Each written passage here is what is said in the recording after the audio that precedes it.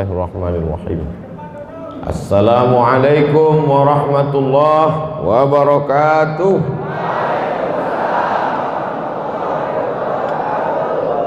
Bersyukur kepada Allah Subhanahu wa taala dengan mengucapkan alhamdulillahi rabbil alamin.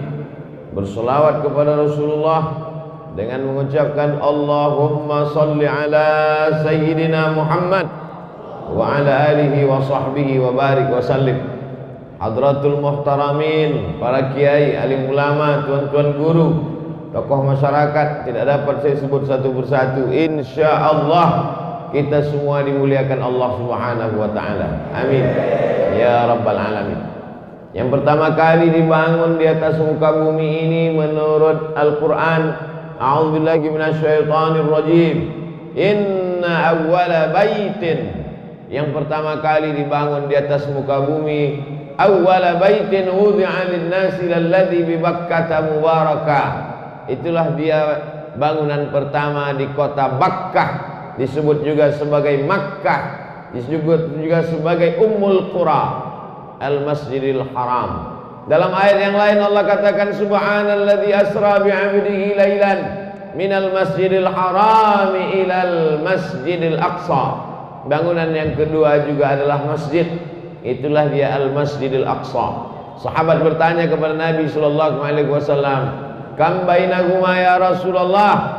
Berapa jarak antara keduanya wahai Rasulullah?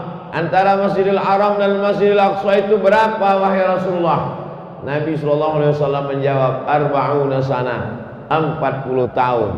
Lalu kemudian setelah datangnya Nabi Muhammad sallallahu alaihi wasallam 13 tahun di kota Makkah Al-Mukarramah, pindah ke Yathrib. Yang pertama kali beliau bangun juga di Quba, itu adalah masjid. Sampai di Quba hari Senin.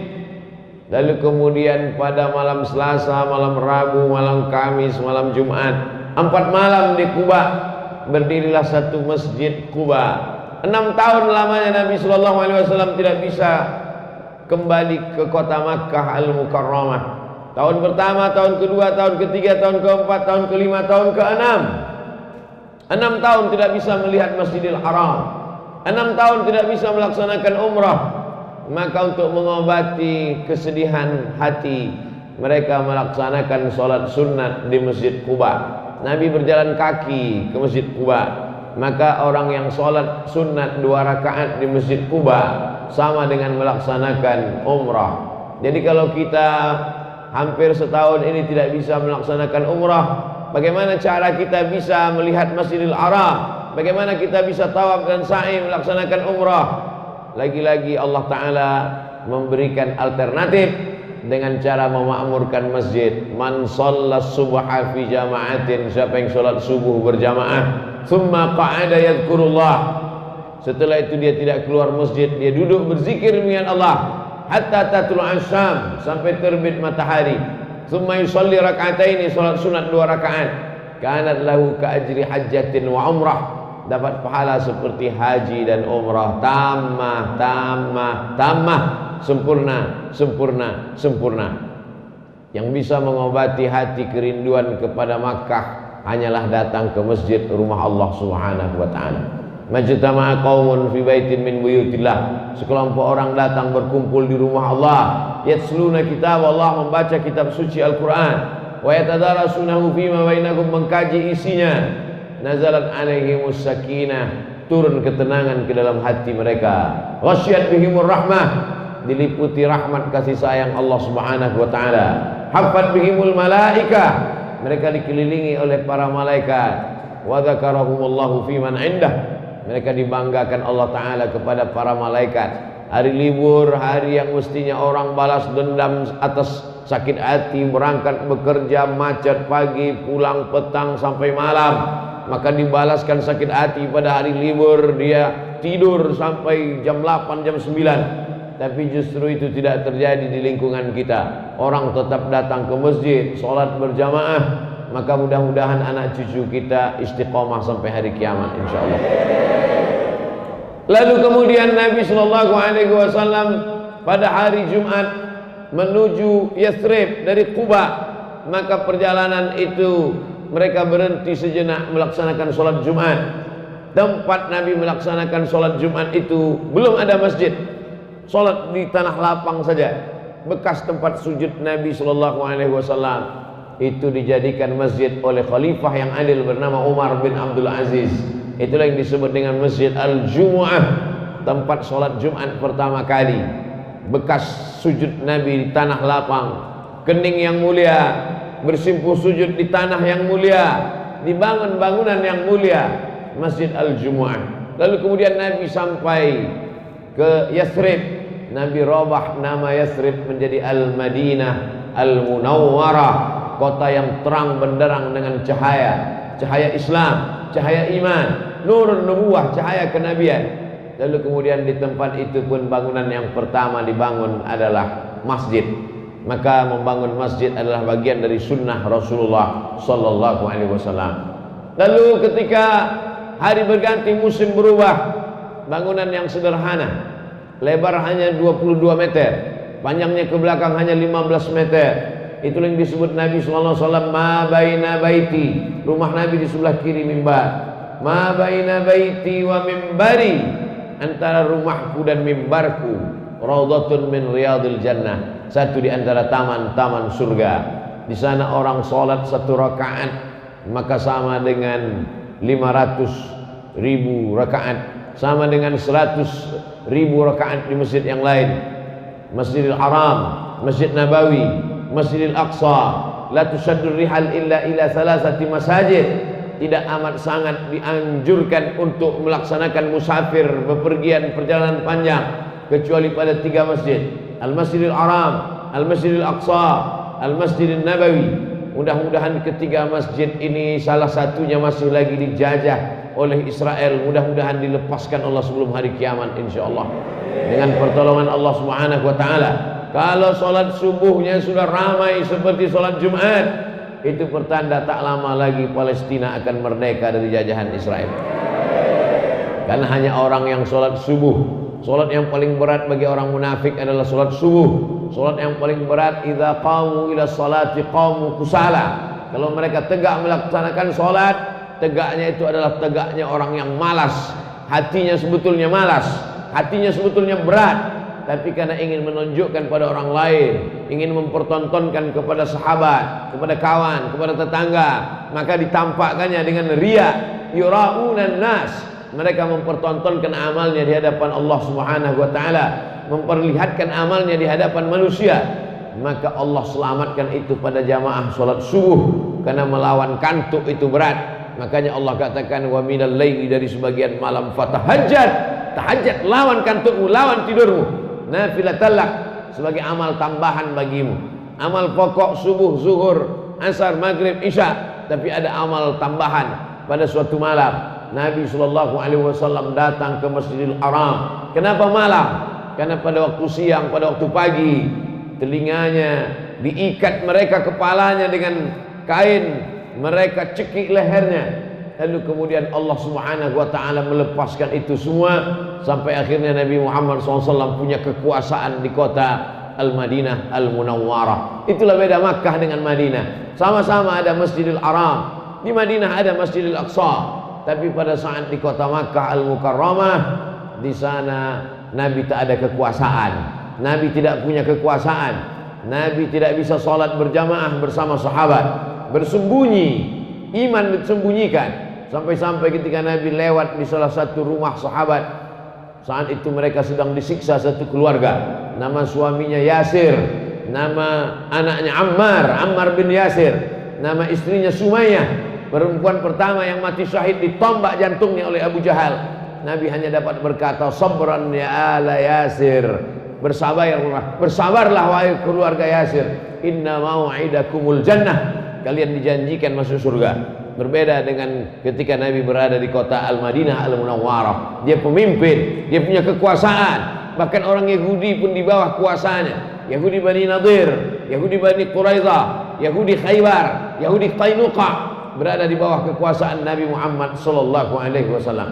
Maka kalau ingin masjid ramai, ingin masjid melimpah ruah, maka umat Islam mesti punya kekuasaan. Di Palestina masjid yang tempat Isra Mi'rajnya Nabi Muhammad SAW. Tentara Israel mengawasi, tentara-tentara polisi Israel mengintai, sehingga orang-orang tua saja yang dibenarkan sholat berjamaah. Anak-anak muda dikhawatirkan akan memicu keributan, akan mengadakan perlawanan, maka tidak boleh melaksanakan sholat berjamaah. Begitu pentingnya kekuasaan. Jadi kalau ada orang mengatakan yang penting masjid ramai, yang penting sholat berjamaah, kekuasaan tidak penting. Kekuasaan amat sangat penting. Kita bisa lihat dalam sejarah Nabi di kota Makkah Al-Mukarramah, bandingkan bagaimana kita berada di kota Al-Madinah Al-Munawwarah. Hari berganti, musim berubah. Meninggal Nabi SAW, naik Abu Bakar Siddiq 2 tahun menjadi khalifah.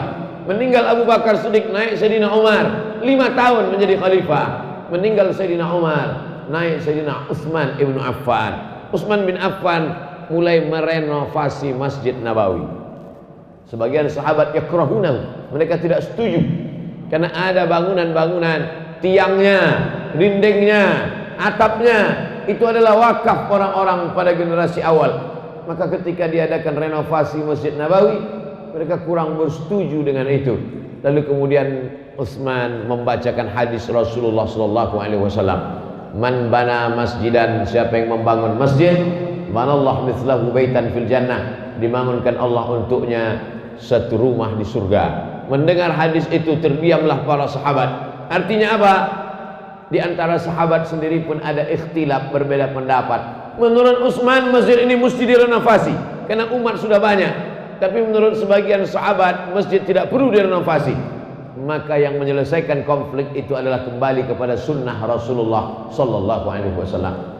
Utsman membacakan hadis, man bana masjidan, siapa yang membangun masjid, banallahu mithlahu baitan fil jannah. Yang sudah membangun masjid, mewakafkan tanah, mewakafkan batang kurma untuk tiangnya, mewakafkan lantainya, maka dia sudah membangun satu tempat dalam surga. Kalau ada orang merenovasi, maka itu tidak merubah kedudukannya di hadapan Allah Subhanahu wa taala. Selesai masalah khilaf kalau ada hadis Nabi SAW. Maka kalau ada di masjid kita ikhtilaf, berbeda pendapat, itu sesuatu yang lumrah biasa. Sahabat Nabi aja ada ikhtilaf, apalagi sahabat Uwas.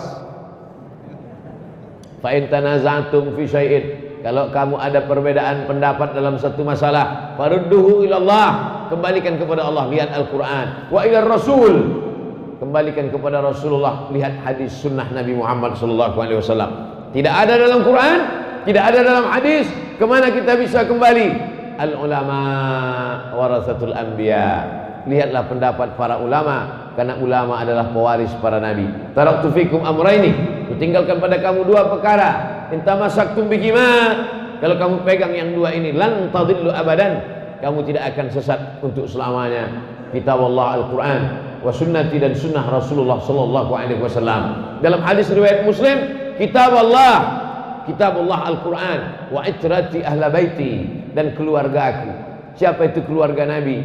Alhamdulillah, kota Jakarta, DKI adalah di antara tempat yang dipilih oleh keluarga-keluarga Rasulullah SAW. Al-Haddad, Al-Jifri, Al-Shihab bin Shihab bin Yahya bin Syekh Abi Bakar, Al-Idrus, As-Sagaf. Ini adalah marga-marga zuriat Rasulullah SAW yang sampai ke pulau ini, yang sampai ke negeri ini. Mereka dicintai. Orang yang dicintai itu disebut dengan Al-Habib. Al-Habib artinya adalah orang yang dicintai. Berasal dari kata hub, cinta. Cinta kita kepada kakeknya, cinta kita kepada Sayyidina Al-Hasan wal Husain, maka cinta juga kita kepada keturunannya. Cinta itulah yang menghantarkan kita kepada surga Allah Subhanahu wa taala. Makanya dalam hadis itu dikatakan 2, berpegang teguh kalian kepada Al-Quran, berpegang teguh kepada sunnah. Tapi sunnah itu adalah hadis yang tertulis di kertas. Dia tidak bisa menjelaskan dirinya. Hadis dalam Sahih Bukhari, hadis dalam Sahih Muslim, hadis dalam Sunan Ibni Majah, hadis dalam Sunan Nasa'i, hadis dalam Musnad Ibni Abi Shaybah, Musannaf Ibni Abi Shaybah, hadis dalam Musnad Ahmad bin Ambar, hadis dalam Muwatta' Malik. Dia tidak bisa menjelaskan dirinya. Dia hanyalah tulisan-tulisan di kertas mati. Lalu bagaimana dengan sunnah yang hidup, yang bergerak, yang berjalan? Sunnah yang berjalan itu adalah ada dalam keluarga Nabi Muhammad SAW. Litamassukihim bisunnah. Kenapa disebut ikuti keluargaku? Karena keluarga Nabi paling mengerti tentang sunnah. Karena keluarga Nabi orang yang mengamalkan sunnah. Karena keluarga Nabi orang yang paling berpegang dengan sunnah Rasulullah sallallahu alaihi wasallam. Jadi tidak ada ikhtilaf antara hadis yang mengatakan Al-Quran dengan sunnah, dengan hadis satu lagi Al-Quran dengan keturunan Rasulullah. Dua-duanya saling menguatkan. Yang satu sunnah dalam bentuk tulisan, yang satu sunnah dalam bentuk perbuatan. Yang satu sunnah dalam bentuk buku, yang satu sunnah dalam bentuk amal. Mudah-mudahan kita termasuk orang-orang yang mencintai sunnah dalam bentuk buku dan sunnah dalam bentuk amalan-amalan dan zuriat Rasulullah sallallahu alaihi wasallam. Lalu kemudian setelah meninggal para sahabat, bertebaranlah tabi'in ke seluruh penjuru dunia. Bangunan yang pertama mereka bangun adalah masjid. Maka di Nusantara ini pun kita melihat masjid-masjid tua. Di Banda Aceh masih ada masjid tua. Turun ke bawah Medan Sumatera Utara masih ada masjid tua. Turun ke bawah di Provinsi Riau Sumatera Barat, di Bengkulu, di Lampung, Kepulauan Riau masih ada masjid tua. Kalau kita pergi ke Kepulauan Riau sampai ke Batam, menyeberang ke Tanjung Pinang, dari Tanjung Pinang menyeberang lagi ke Pulau Penyengat, masih ada masjid yang dibangun begitu megah dan mewah. Sedangkan tempat kita masjid itu semennya dicampur dengan air. Di sana semennya dicampur dengan putih telur ayam, menunjukkan begitu kayanya. Panjang umur sehat badan, kita adakan kunjungan ziarah ke masjid di Pulau Penyengat insyaallah. Amin. Melihat bagaimana orang-orang zaman dulu memuliakan masjid, sampai-sampai semennya dicampur dengan putih telur ayam. Kuningnya di mana Pak Ustaz? Ya dimakan. Saudara yang dimuliakan Allah Subhanahu wa taala, menunjukkan orang Islam itu kaya raya, hebat, megah, dan itu adalah hadiah dari seorang sultan. Dia bangunkan satu masjid yang cantik di sebuah pulau yang indah, lalu kemudian dia berikan hadiah kepada istrinya sebagai bentuk cintanya. Memberikan hadiah adalah masjid. Supaya apa? Istana boleh hilang, memang betul-betul hilang. Istana terbuat dari kayu hilang. Kerajaan boleh hilang, hari berganti, musim berubah, politik berganti, hilang kerajaan-kerajaan, istana musnah, kerajaan musnah. Tapi ada satu yang tetap kekal abadi, masjid. Mengalir pahalanya kepada sultan-sultan, mengalir pahalanya kepada yang pernah membangun, mewakafkan tanahnya, mewakafkan semennya. Lalu kemudian di zaman modern, Presiden Soekarno, apa yang beliau bangun? Yang beliau bangun yang kekal abadi adalah masjid, Masjid Istiqlal. Masjid terbesar se-Asia Tenggara. Malaysia, Brunei Darussalam, Patani Thailand Selatan, Moro Filipina, dikumpulkan negeri-negeri Asia Tenggara, Muslim terbesar Singapura. Tapi masjid yang paling terbesar adalah Masjid Istiqlal. Betul, hari berganti, musim berubah, orde lama tumbang, naik orde baru pun tumbang. Masuk reformasi, tapi ada yang tidak tumbang. Masjid yang dibangun oleh orde lama, Masjid Istiqlal, masjid yang dibangun oleh masjid orde baru, Masjid At-Tin, dan Masjid Muslim Pancasila dengan ciri khas kubahnya. Seluruh negeri dibangun, rezim berubah, kekuasaan tumbang, presiden meninggal, tapi ada satu yang tetap tegak abadi. Apa dia? Masjid. Maka kalau mau kekal abadi, jangan kekalkan dengan kekuasaan, tapi kekalkan dengan membangun masjid. Maka berlomba-lomba membangun masjid. Salah satu masjid yang masih tetap tegak kekal abadi hari ini adalah masjid yang kita tempati hari ini, yang kita laksanakan sholat berjamaah. Enak aja Ustaz sholat kita sholat berjamaah. Ustaz sendiri nggak ikut. Saya sholat berjamaah juga. Sholat berjamaah. Masjid ini dibangun pada tahun 1998. Diresmikan tahun 2018, selama 20 tahun dengan jumlah lupa saya berapa miliar, tapi yang jelas, oh masya Allah, ada jamaah di atas. Kubahnya, keramiknya, kipas anginnya, televisinya, kaligrafinya megah, tak ada kurang satu apapun masjid ini. Kipasnya tak terlalu kuat, tapi anginnya dingin sekali. Luar biasa masjid ini. Nah, ini masjid ini semua orang yang berkontribusi dari mulai mewakafkan tanahnya, memberikan keramiknya, saking berlebihnya ini batu marmer tak tahu lagi di mana mau dipasang, ditempel ke dinding. Baik. Masjid-masjid lain ini menunjukkan masyarakat sekelilingnya ini masyarakat yang kaya raya. Dari takbirnya kuat sedikit. Allahu Akbar. Gitu dia. Kalau takbirnya slow kata setan, ini serius apa enggak kata setan? Masya Allah, tabarakallah. Jadi sebenarnya masyarakat mau menyampaikan pesan ke anak cucu mereka. Nanti generasi kedua, generasi ketiga, setelah 4 tahun, 50, 60 tahun, cucu-cucu mereka akan berkata, ternyata nenek moyang kami, kakek buyut mbah kami adalah orang-orang kaya. Maka mereka pun semangat mencari rezeki. Tapi mencari rezeki itu orientasinya bukan dunia. Kita tidak selesai. Rumah baru, mobil baru, sepatu baru, baju baru, udah selesai dengan kita. Kita adalah orang-orang yang zuhud. Orang zuhud itu apa? Orang zuhud itu adalah ada uangnya, ada hartanya, tapi tidak dia pakai untuk memperturutkan hawa nafsunya. Duitnya banyak, tapi dia tidak sibuk outfit dengan sepatu baru, baju baru, jaket kulit nyamuk. Kalau ada orang pakai jaket kulit buaya itu biasa, jaket kulit ular sawah itu biasa. Nyamuk dikumpul, bisa jaket kulit nyamuk harga 300 juta hanya untuk mempertontonkan di hadapan orang. Ini loh, saya punya sesuatu yang kamu tidak punya. Itu orang yang memperturutkan hawa nafsu. Sedangkan orang yang zuhud adalah ada uangnya, ada duitnya, tapi tidak dia pakai untuk itu. Justru dia pakaikan untuk membangun masjid. Itulah orang yang zuhud. Tapi sekarang orang berpandangan zuhud adalah, itu loh Pak Ustadz, ada orang zuhud pakaiannya koyak, sobek-sobek, compang-camping, dia nggak punya apa-apa. Itu loh Pak Ustadz zuhud. Itu bukan zuhud, itu fakir miskin, bodoh. Orang zuhud itu adalah orang yang punya uang, punya duit. Dia bisa bangun rumah megah, tapi tidak dia bangun. Lalu yang dia bangun apa? Dia buat rumahnya sederhana, mobilnya biasa-biasa saja, pakaiannya biasa-biasa saja, tapi yang dia pakai adalah membangun masjid. Itulah orang yang zuhud. Dokter-dokter spesialis zuhud, pengacara-pengacara zuhud, polisi-polisi zuhud, tentara-tentara zuhud.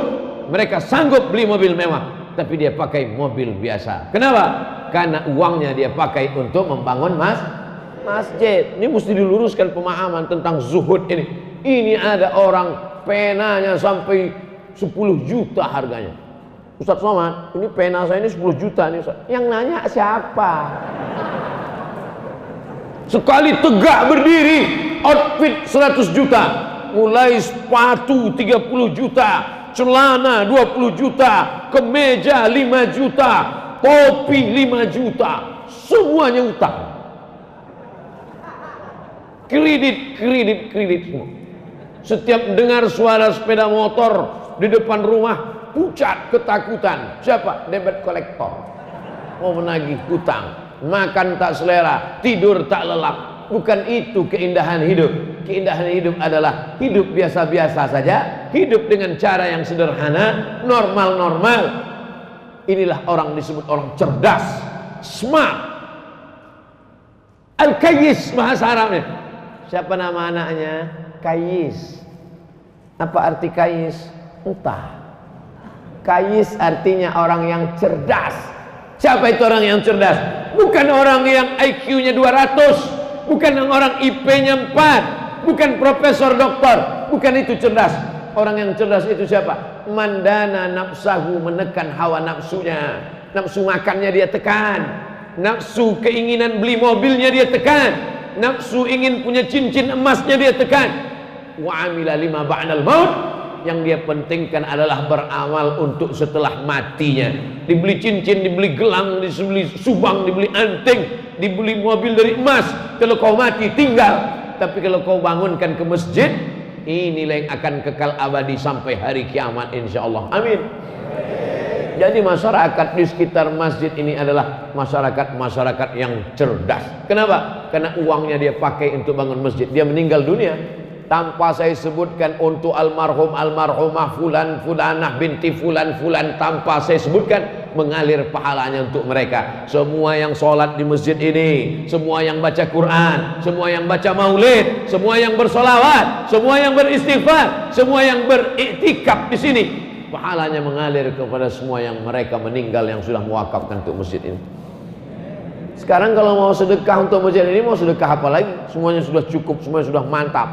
Mau sedekah mikrofon, sebanyak-banyak mikrofon, 1, 2, ada yang mau dipasang. Saya tidak mau pasang mikrofon yang di telinga tadi, nanti saya merasa seperti sedang jadi DJ.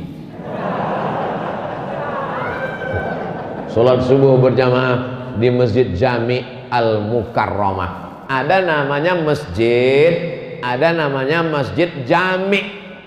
Apa beda masjid dengan masjid jami? Masjid nggak ada sholat Jumatnya, sholatnya cuma subuh, zuhur, asar, maghrib, isya. Kalau ada sholat Jumatnya, namanya masjid jami. Di Yaman begitu, di Mesir pun begitu, cuma 2 aja masjid dekat rumah kami, kecil, nggak ada sholat Jumatnya, namanya masjid. Kalau ada sholat Jumatnya, masjid jami. Masjid ini ada sholat Jumatnya? Mimbarnya mana? Masya Allah, ini angkat tiang, ini mimbar.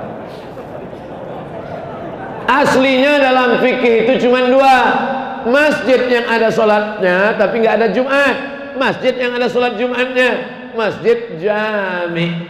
Sampai ke Indonesia jadi 7. Masjid Agung, Masjid Raya, Masjid Besar, Masjid Jami, Masjid Islamic Center, surau, langgar, musola. Orang Jawa dilanggar nggak mati.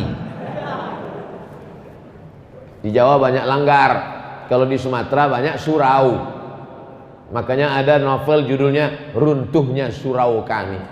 Surau itu adalah nama, local wisdom, orang kita memberi nama. Tapi semua itu adalah masjid. Makanya kalau ada dekat rumah langgar, sampai Arab Lungonang di mas, Arab Lungonang langgar, jangan sampai dilanggar. Usolli sunatan tahiyatal langgar 3 rakaat lillahi ta'ala. Tetap sholatnya tahiyatal masjid. Enaklah kamu sudah sedekah bangun masjid, pahalanya mengalir. Saya cuman bangun langgar nggak ngalir juga.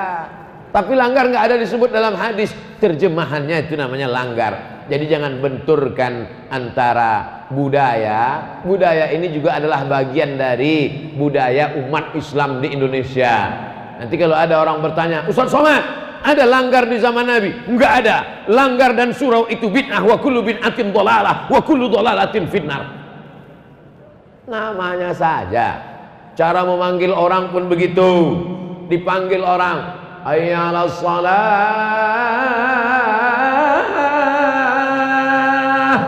Di Makkah cukup dipanggil hayya 'alas shalah, orang bangun. Di Madinah, as-salatu khairum minan naum, bangun. Di tempat kita susah bangun, maka dipukullah itu kayu besar, itu dipukul.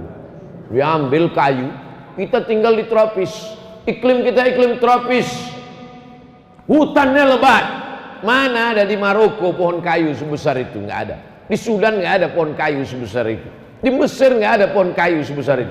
Di Indonesia pohon kayu besar-besar, maka dilobangi bagian dalamnya, dipasang itu kulit kambing, maka dipasang, dipukul. Nah itu dipukul, makanya bangun semuanya.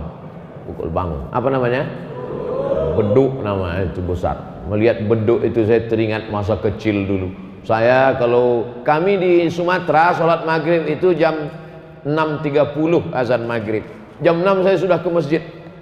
Masuk masjid sama kawan-kawan ke masjid, masuk ke dalam beduk. Masuk ke dalam beduk, kawan mukul di luar. Coba pukul. Masa kecil itu akan terngiang sampai besar. Melihat beduk, ingat itu. Anak-anak sekarang sudah lagi tidak lagi diingatkan itu. Jadi jangan dikatakan ini beduk tidak ada zaman Nabi, maka beduk ini bid'ah, wa kullu bid'atin dhalalah, wa kullu dhalalatin finnar. Kata yang udah ngasih beduk, aku sudah ngasih kayu sebesar itu, kau masukkan pula aku ke neraka lagi. Neraka yang dimuliakan Allah Subhanahu wa taala. itu hanya cara membangunkan orang. Maka dipukullah dia, terbangunlah. Dan setiap daerah itu ada punya tradisi masing-masing. Ternyata satu kali pukul, saya tidak hafal itu, pukul begini itu manggil untuk sholat, pukul begini itu manggil untuk rapat, pukul gini itu manggil untuk makan bersama, pukul begini itu tanda ada orang nikah. Ada tahu-tahu datang orang dari kampung lain salah pukul, sangkanya makan, pas datang mana makanannya? Kok nggak ada. Jadi itu adalah tradisi kebudayaan lokal, kemudian masuk ke dalam masjid. Jadi kalau beduk itu dikatakan tidak ada zaman Nabi, maka sesungguhnya kubah pun juga tidak ada zaman Nabi. Ini beduk ini tambah-tambahan, maka kubah pun juga tambah-tambahan. Karena zaman Nabi Muhammad SAW tidak ada kubah. Kubah itu adalah tradisi arsitektur bangunan Bizantium. Ada seorang kaisar namanya Kaisar Bizanti. Dia membuat kota, nama kota itu menjadi Bizantium. Setelah itu ada lagi kaisar namanya Konstantin. Dirobahnya kota itu menjadi nama Konstantinopel. Kotanya sama, tapi berbeda kaisar. Begitu raja-raja zaman dulu. Kalau dia mau buat satu kota, dibuatnya atas nama dia. Andai saya nih kaisar, raja, saya buat nama kota itu kota Somadium. Nama dia Bizanti. Dibuatnya kota, dirobahnya kota itu bernama Bizantium. Ciri khas bangunan Bizantium ada tiang melengkung. Jadi selamanya ada tiang-tiang, dibuat tiang melengkung dengan batu-batu yang disusun. Batu itu dipotong, bagian bawahnya kecil, bagian atasnya besar, lalu disusun melengkung sehingga batu itu tidak jatuh ke tengah. Bisa lihat, jangan lihat sekarang, nanti lihat di Google arsitektur ciri khas Bizantium, bangunan tiang melengkung. Maka dibuatlah tiang melengkung. Itu baru ada ketika Islam sampai ke negeri-negeri jajahan Bizantium. Sebelum itu di kota Makkah tidak ada kubah. Waktu itu atap Masjid Nabawi itu hanyalah pelepah korma yang disusun-susun datar saja. Lalu kemudian dari mana itu datang menara? Menara diambil dari kata nar. Nar artinya api. Menara, tempat api di atas, tempat api di tepi laut Mediterania. Ketika orang naik kapal, dia tidak tahu mana tepian. Di tengah malam, maka dipasanglah api di tepi pantai. Di atasnya ada api menyala. Orang Arab menyebutnya manarah, orang kita menyebutnya mercusuar. Maka ketika Islam sampai, pasukan Islam dari kota Al-Madinah Al-Munawwarah menyeberang Laut Merah sampai ke sebuah kota yang didirikan oleh Kaisar Alexander the Great. Kota itu bernama Alexandria. Alexandria adalah kota 200 km dari Kairo. Di sana ada sebuah mercusuar. Mereka buang apinya. Dibuang apinya, naiklah muazzin ke atas. Dia azan dari atas, Allahu Akbar, Allahu Akbar. Suara lebih kuat karena lebih tinggi. Itulah asal muasal ma'zanah, tempat azan. Bilal tidak pernah azan di atas menara, karena zaman Nabi tak ada menara. Bilal azan di atas satah, di atas atap rumah orang di kota Al-Madinah Al-Munawwarah. Jadi bangunan-bangunan ini adalah tambahan setelah Nabi Muhammad SAW meninggal. Kubah bukan diajarkan Nabi, menara bukan dibuat Nabi. Tapi sekarang kalau sudah masjid, seolah-olah menara dengan kubah adalah rukun masjid.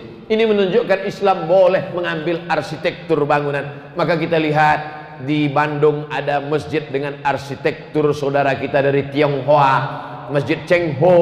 Ada di Semarang. Lalu kemudian di Makassar saya pernah ceramah di masjid Cina. Ini boleh mengambil. Ini kenapa? Karena Islam tidak mengarangkan bangunan arsitektur selama tidak mengambil akidahnya, selama tidak mengambil keyakinannya. Yang diambil hanya bangunannya.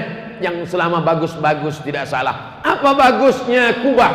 Maka dengan arsitektur melengkung kubah, di tengah tidak ada tiang. Apa bagusnya menara? Dengan adanya menara, maka muazzin lebih leluasa, suaranya lebih sampai ke telinga jamaah. Zaman dulu muazzin itu naik ke atas. Zaman sekarang muazzinnya di bawah, suaranya yang ke atas. Yang menyampaikan suara ke atas siapa? Kabel. Ada cukup ke kabel. Allahu Akbar. Ada juga suara walaupun kecil. Allahu Akbar, Allahu Akbar, sampai suara. Setelah itu imam pun meletakkan mikrofon ke bajunya. Setelah itu imam pun sholat. Allahu Akbar. Setelah itu salam. Assalamualaikum warahmatullahi. Muncul masalah baru. Apa masalahnya? Ternyata kabel imam sampai ke atas menara. Di atas menaranya banyak tai burung. Pak Ustadz, boleh nanya? Boleh. Apa hukumnya imam sholat, kabel yang nyangkut di bajunya ada tai burung sampai ke atas? Memunculkan masalah fikih baru. Gimana pertanyaannya Pak Ustadz? Apa jawabannya? Orang saya yang nanya, masa saya yang jawab? Sudah dibahas dalam pembahasan para ulama. Saya hanya ingin menceritakan bahwa ketika kita belajar peradaban Islam, maka Islam tidak mengharamkan sesuatu yang tidak ada pada zaman Nabi Muhammad sallallahu alaihi wasallam. Jadi jangan membuat suatu masalah baru. Masjidnya sudah bagus, masjidnya sudah cantik, kita tinggal menikmati meramaikannya saja. Maka kita tinggal memakmurkan masjid. Siapa yang memakmurkan masjid ini?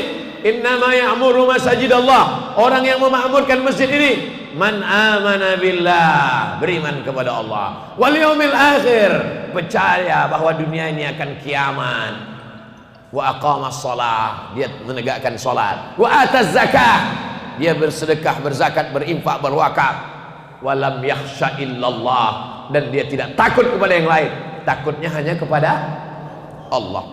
Kita doakan anak cucu kita memakmurkan masjid sampai hari kiamat. Makanya doa Nabi Ibrahim alaihissalam, Rabbi ja'alni muqimas salah, jadikan aku orang yang menegakkan salat, wa min dzurriyyati, sampai anak cucu keturunanku orang yang menegakkan salat. Rabbana wa taqabbal du'a. Bapak-bapak yang istrinya hamil, Rabbi ja'alni muqimas salah. Ibu-ibu yang sedang mengandung, Rabbi ja'alni muqimas salah, jadikan aku orang yang menegakkan salat sampai anak cucu keturunanku. Tak ada gunanya. Anak kamu berapa? 3. Yang pertama pejabat, yang kedua orang kaya, yang ketiga bisnismen. Tiga-tiganya tak sholat, neraka jahanam tempatnya, menjadi keraknya api neraka. Masalakakum fi saqar, mengapa kalian masuk ke dalam neraka saqar? Neraka itu pun ada nama-namanya. Ada neraka jahanam, ada neraka saqar. Masalakakum fi saqar, mengapa kalian masuk neraka saqar? Penghuni neraka saqar menjawab, lam naku minal musallin, kami tidak sholat. Makanya kalau ada tetangga, kawan, sahabat, teman satu grup WhatsApp, berikan kabar kepada mereka, kau yang tak sholat nggak apa-apa, masih banyak seat kosong di sakor. Kalau seorang bapak punya anak gadis, mencari mantu, yang dicari adalah sholatnya.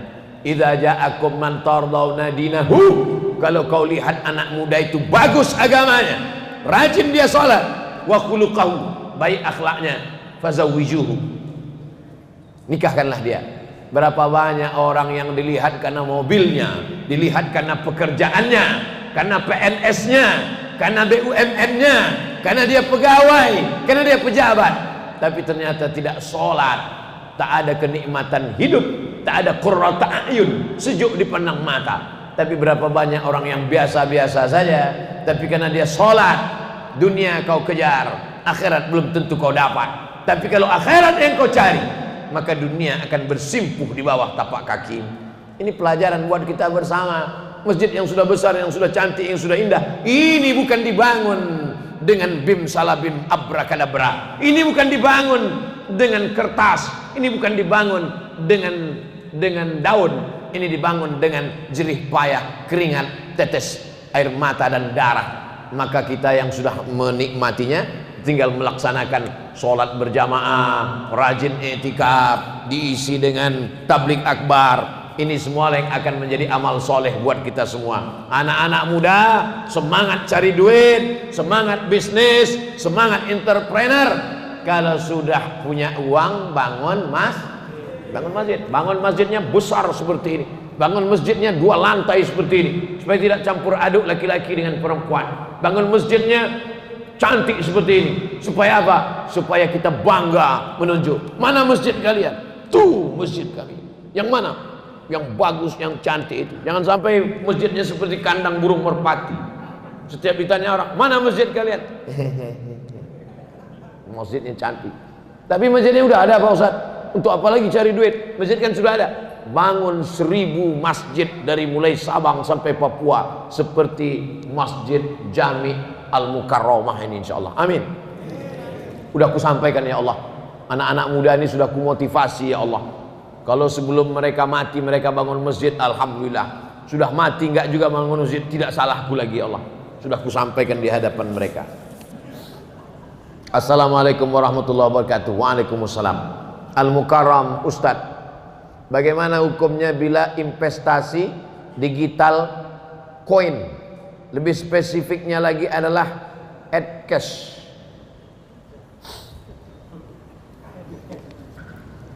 Dulu awal-awalnya jual belinya, bapak punya padi, saya punya ikan. Ikannya ditukar dengan padi. Kamu mau ikan ini tukar dengan padi? Mau. Karena nggak mungkin dia makan beras nggak pakai ikan. Saya pun nggak mungkin makan ikan nggak pakai nasi. Maka kita tukarlah. Ikan saya bagi 2, beras kamu bagi. Akhirnya setuju. Maka jual beli ini disebut dengan barter, bukan barcode. Ini yang paling tua namanya barter. Kemudian maju lagi dari Yunani. Dari Yunani ada logam yang dicetak bulat-bulat, namanya dinar. Orang Yunani menyebutnya dinar. Sampai ke kota Makkah, sampai ke kota Madinah, dia disebut sebagai dinar. Tidak lagi pakai barter. Saya punya dinar, saya bisa beli apapun dengan dinar ini. Bisa beli tanah, bisa beli onta, bisa beli gandum, pakai dinar. 1 dinar itu 4,25 gram emas. Meningkat dari barter menjadi dinar dan dirham. Meningkat yang ketiga. Yang ketiga, tidak lagi pakai dinar. Dinar tidak bisa lagi dibawa. Karena kalau sampai saya bawa dinar sekarang, bisa dikejar maling. Wah, itu ada dinar. Pakai cincin emas aja sekarang dirampok orang. Bukan diambil emasnya, sama jari-jarinya dia potong. Barter, di atas barter dinar, di atas dinar. Ini yang ketiga. Keluarlah apa yang disebut dengan uang kertas. Uang kertas dicetak oleh negara supaya emas tidak berkeliaran di jalan. Di Indonesia ada berapa emas? Misal 1 ton. 1 ton emas dikeluarkan kertas senilai 1 ton itu. Negara hanya boleh mencetak kertas sebanyak emas di negara itu. Jadi kalau di negara itu emasnya cuman 50 kilo, maka boleh dicetak uang kertas senilai 50 kilo. Jadi di seluruh dunia ini yang paling banyak boleh dicetak kertas adalah di Pulau Jawa, karena disitulah emas yang paling banyak.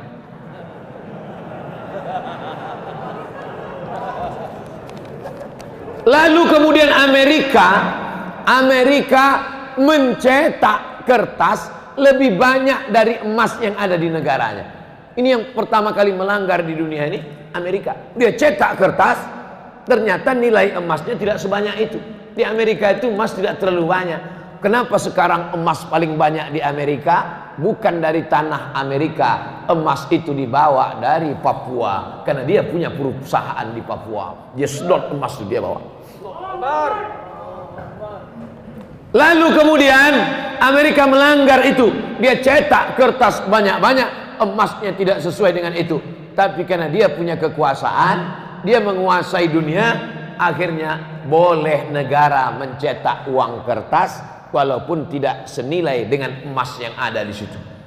Sudah 3. Barter, dirham, dinar, kertas. Sekarang puncaknya yang keempat.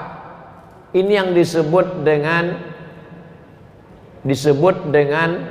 duit digital. Digital money. Produknya banyak, macam-macam. Sama dengan uang kertas. Namanya uang kertas, tapi ada rial, ada ringgit, ada rupiah. Nah, sekarang yang keempat ini digital money, money crypto. Jadi macam-macam dia.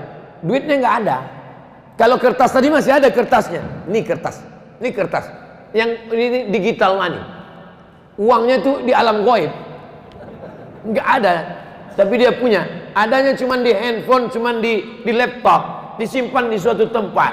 Maka kesepakatan pertemuan ulama di Universitas Darussalam Gontor Ponorogo, ketemulah di situ pakar-pakar ekonomi Islam. Kesepakatannya 2. Yang pertama, sebagai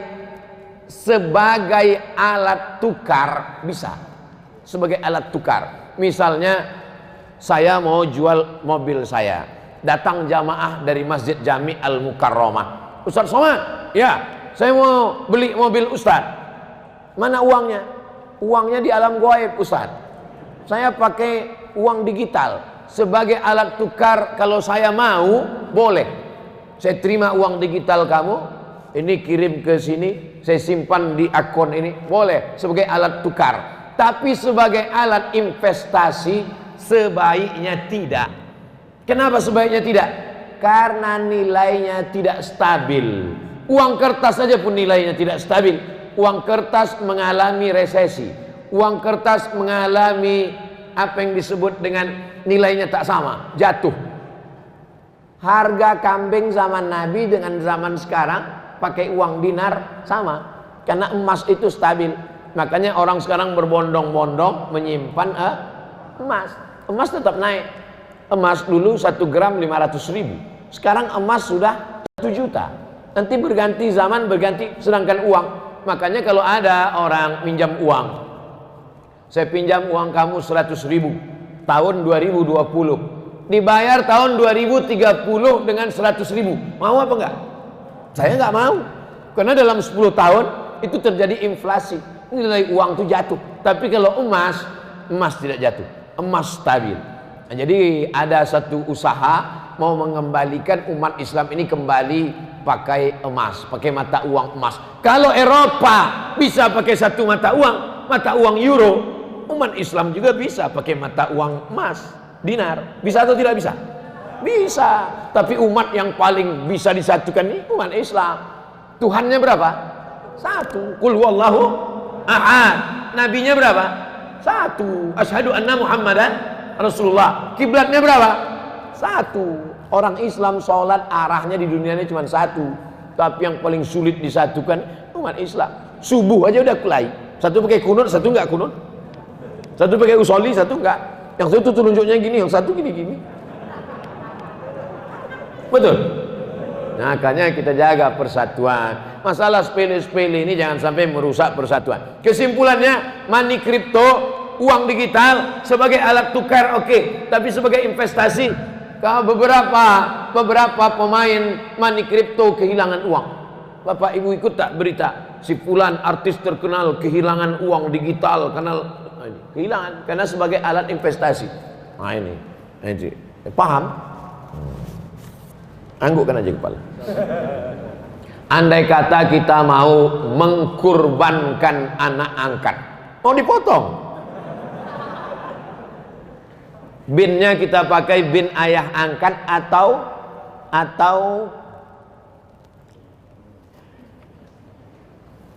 mengadopsi anak angkat itu baik apa enggak baik? Baik. Dulu ada nama program Orde Baru namanya GNOTA, Gerakan Nasional Orang Tua Asuh. Bagus. Anak-anak yang miskin, susah, duafa, anak yatim disekolahkan. Bagus. Mengadopsi anak bagus. tapi ada 3 yang dilanggar dalam ajaran Islam, dalam adopsi anak. Yang pertama, anak angkat itu dipakai bin bapak angkat. Nggak boleh. Zaid bin Muhammad, turun ayat, makana Muhammadun aba ahadim mir rijalikum. Muhammad bukan bapak kamu. Nggak boleh panggil Zaid bin Muhammad. Nabi Muhammad punya anak namanya Zaid, dipanggil Zaid bin Muhammad. Turun ayat melarang, jangan panggil dia Zaid bin Muhammad, panggil dia ud'uhum li abaihim, panggil bapak kandungnya Zaid bin Harisah. Jadi jangan pakaikan akte nama kamu. Punya anak angkat perempuan namanya Fatimah, buat Fatimah binti Abdul Somad. Itu bukan anakmu Abdul Somad. Ganti nama asli bapaknya. Siapa nama anak angkatmu itu yang kau adopsi? Bin Kardus. Apa bin Kardus?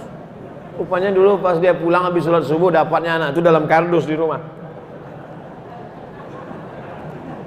Kalau tahu nama bapaknya kasih nama bapak. Kalau nggak tahu, bin Abdillah, anak hamba Allah. Hamba Allah. Jangan sampai nama bapak. Yang kedua, yang menyebabkan rusaknya anak angkat adalah si bapak angkat dengan anak angkat perempuan, si ibu angkat dengan anak angkat laki-laki yang tidak mahram, berdua-duaan. Istrinya pergi, suaminya pergi, dia sama-sama di rumah nonton TV, pakai daster, tidak pakai jilbab, lengannya pendek. Ketika ditanya, itu kan anak angkatmu? Sudah seperti anak saya. Itu kan anak angkatmu? Sudah seperti berapa banyak anak angkat nikah dengan bapak angkat. Berawal dari macam anak saya, macam adik saya, berakhir dengan macam-macam. Waspadalah, terutama ibu-ibu, waspadalah bu. Yang ketiga, yang menyebabkan rusaknya anak angkat, si bapak angkat menuliskan surat wasiat. Dia menikah, nggak punya anak, dia ambil anak angkat, dia tulis surat wasiat. Semua hartaku kuserahkan pada anak angkatku. Adapun saudara-saudara kandungku itu, sendal jepitku pun tak kukasih untuk dia. Tak boleh. Kalau saya tidak punya anak, maka saya meninggal, harta warisan saya akan diwarisi oleh saudara kandung. Ini banyak orang saudara kandungnya dia benci, tidak dikasih harta warisan, dihabiskan semua oleh anak angkat. Celaka 12. Surat-surat tanah, surat mobil diambil semua oleh anak angkat, habis. Kalau sayang sama anak angkat bisa dikasih 2. Pertama hibah, yang kedua wasiat. Apa beda hibah dengan wasiat? Hibah dikasih ketika masih hidup. Itu ruko yang di sana untukmu, ambil. Tapi kalau wasiat, itu ruko yang di sana untukmu, tunggu aku mati. Itu namanya wasiat. Makanya kalau dapat wasiat jangan senang dulu. Banyak orang yang udah mau mati pas ngasih wasiat, nggak mati-mati.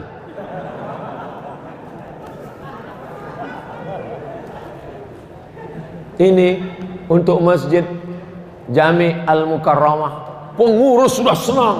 Alhamdulillah dapat rukun 3. Dia udah sakaratul maut. Begitu, gimana kabarnya? Sehat, kemarin udah pulang. Nggak jadi. Bagaimana cara kita menunjukkan cinta kepada ulama jika kita sebagai PNS ASN? Kamu kan punya atasan. Tunjukkan cintamu dalam, jangan diperlihatkan. Ini update status. Udah tahu PNS ASN, update status di video. Takbir, kita tangkap. Ya Pak, ngerti lah, paham. Datang pas nggak ada orang, datang. Assalamualaikum Habib, cium tangan. Pastikan nggak ada kamera. Assalamualaikum. Doakan panjang umur, sehat badan. Ya pandai-pandai. Pandai itu penting, pandai-pandai lebih penting. Ustaz Somad berani, saya nggak ya, PNS. Dulu pernah PNS. Saya Ibu Fulan ingin bertanya. Pernah seorang sahabat saya melihat postingannya di FB tidak pakai jilbab. Selalu dia buka tutup jilbabnya. Saya tanyakan kemana jilbabnya. dia bilang yang penting hatinya baik. Bagaimana nih menurut Pak Ustadz? Saya khawatir nanti anak dia nggak pakai celana. Ini kan emaknya nih. Pepatah kita mengatakan kalau anak kencing berdiri, maka cucunya kencing maraton. Ini sekarang emaknya nih nggak pakai jilbab, nanti anaknya nggak pakai celana. Pas ditanya anaknya, kok nggak pakai celana? Yang penting hatinya baik.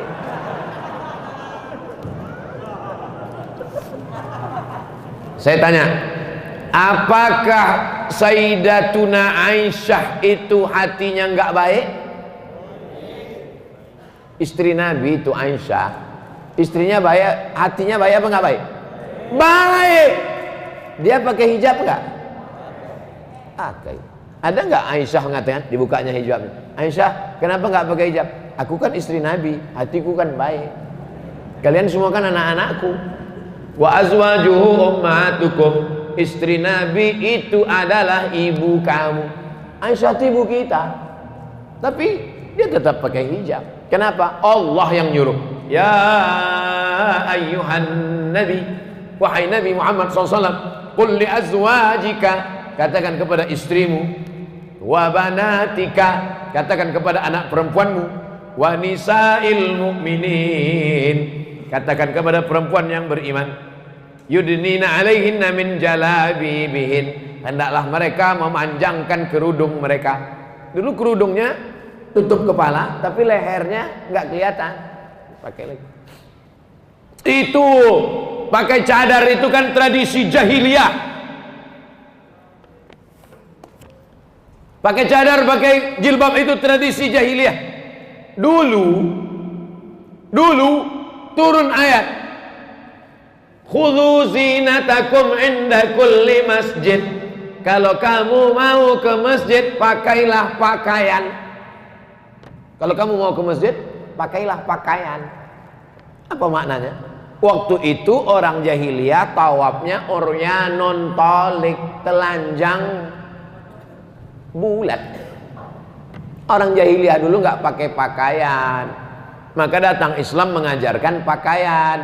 Maka setiap mau ke masjid disuruh, ya ayyuhalladzina amanu, ay orang beriman, kalau kamu mau pergi ke masjid, khudhu zinatakum inda kulli masjid, berpakaianlah. Itu ajaran Islam.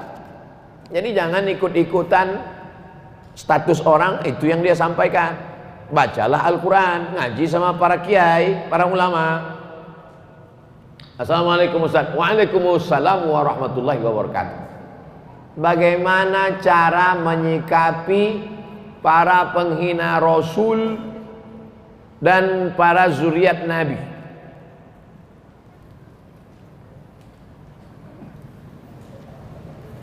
Kalau engkau punya kekuasaan, kau tegakkan hukum. Man ra'a minkum munkaran falyughayyirhu biyadihi. Sebagaimana Abu Bakar Umar. Abu Bakar mengirim pasukan kepada penghina Rasul di kampung namanya Yamamah. Nama orangnya Musailamah. Kirim pasukan. Dipancung kepala Musailamah. Yang memancung namanya Wahsy. Wahsyilah dulu yang membunuh Hamzah bin Abdul Muttalib. Tanganku ini dulu yang memancung kepala Hamzah. Hari ini aku memancung kepala Musailamah. Kalau dulu sebelum Islam ini memotong kepala sahabat Nabi, paman Nabi. Sekarang setelah Islam ini memancung kepala musuh Allah Subhanahu wa taala. Kalau sanggup punya kekuasaan. Yang tak punya kekuasaan, fabilisani, dengan lidah. Jangan hina Nabi, jangan hina zuriat Nabi dengan suara. Tak juga sanggup, takut dengan mulut, dengan hati. Diam aja lah. Kalau kau tak sanggup membela, diam. Boykot. Jangan lagi pakai mobil Prancis. Jangan lagi pakai deterjen Prancis. Jangan lagi pakai susu, teh, kopi Prancis. Pakai aja kopi tai musang.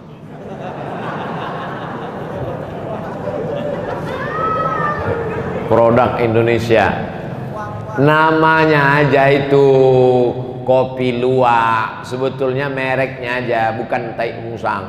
Kalau memang betul kopi Tai Musang itu satu gelasnya $100. Setiap diminum satu tetes menetes air mata. 1.300.000 guys.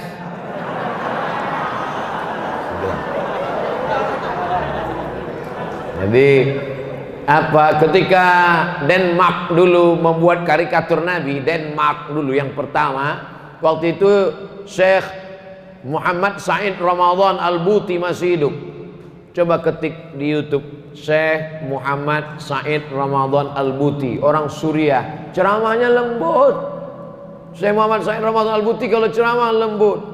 Assalamualaikum warahmatullahi wabarakatuh, lembut. Tapi begitu dia cerita tentang penghina Nabi di Denmark, hadzal fa'rul qadar, kata dia, ini adalah tikus-tikus yang kotor, najis. Jangan kalian biarkan produk-produk Denmark berada di rumah kalian, di WC kalian, di kamar mandi kalian.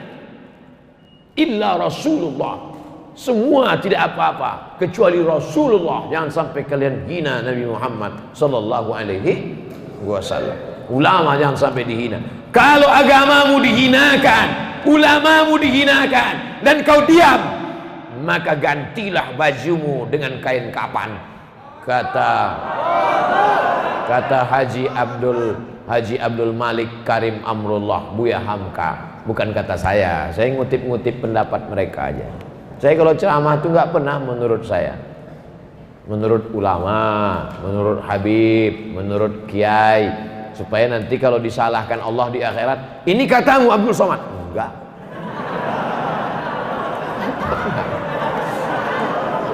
Saya enggak berani menurut saya. Mana pernah saya ceramah menurut saya? Enggak. Yang selamat di akhirat itu nanti saya. Karena saya enggak pernah pakai menurut saya.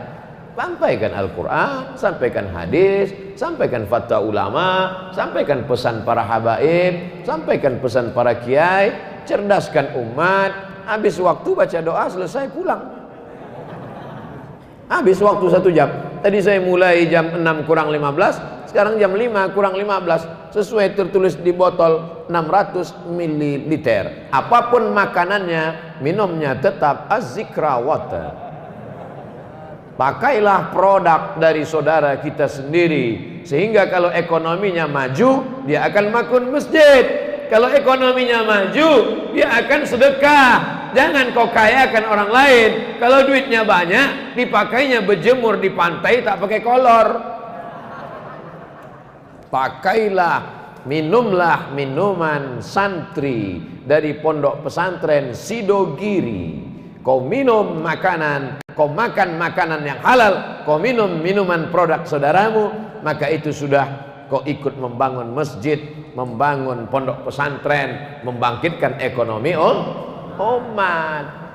Saya alhamdulillah sampai hari ini semua saya endorse, dari mulai kerupuk sampai keripik.